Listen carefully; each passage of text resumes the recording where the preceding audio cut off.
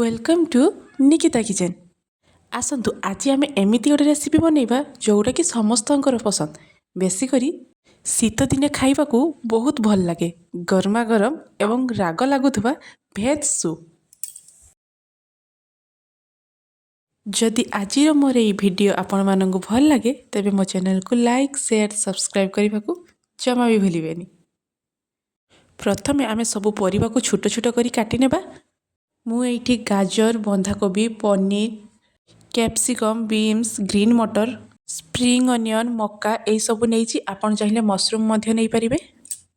तापर गैस रे गोटे कढ़ई बसिबा से 2 ରୁ 3 चामच तेल नेबा से छोट छोट कटा रसुण एवं अदा पकेबा। गैस रो फ्लेम को लो रे रखिबा कहीं रसुण एवं अदा पोड़ी जाई पारे।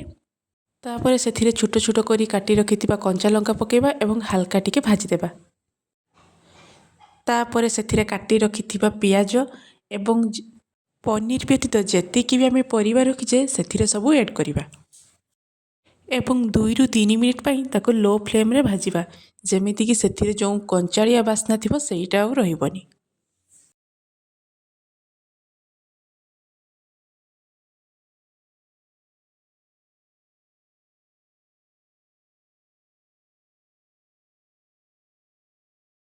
एबे सेथिरे 2 कप पानी ऐड करिबा एवं स्वाद अनुसार लुण देई 8 ରୁ 10 मिनिट पई सूप को फुटिया पई छाड़ी देबा जेमिति कि सब परिबा गुडी को भल भाबरे सिझी जिवो।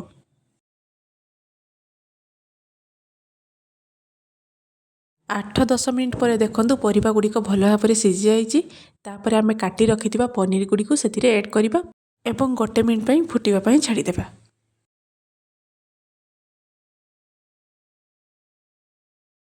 एबे सेथिरे 1 चामच लेंबू रस ऐड करिबा एवं गोटे बाउल रे गोटे बड़ चामच कॉर्नफ्लोर नेबा सेथिरे 3 चामच पानी देई ताको भल भाबरे गोळेई से सूप रे पकेइबा एवं सूप को भल भाबरे गुळेई देबा।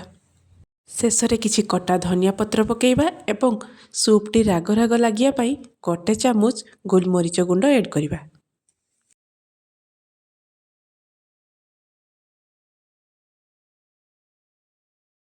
देखंतु कॉर्नफ्लोर देला परे सूपटी केते गाढ़ हो जाइछि। जदि आपण पूरा हेल्दी खाइबा पई चाहुचंदी एवं कॉर्नफ्लोर देबे नाही एवं सूपटी एमिति बहलिया होइथिबो तेबे सूप रे गोटे सिझा आलू चकटिकी देई परिबे। तेबे सूपटी एमिति बहलिया हेबो एवं खाइबा पई मध्य भल लागिबो। एबे सूप हमर रेडी ताकू गोटे बाउल को काढी आनिबा। एई शीत पागरे आपण माने थरे बनेई खांतु एवं केमिति लागिला मते कमेंट रे निश्चय जणाइबे। Thank you.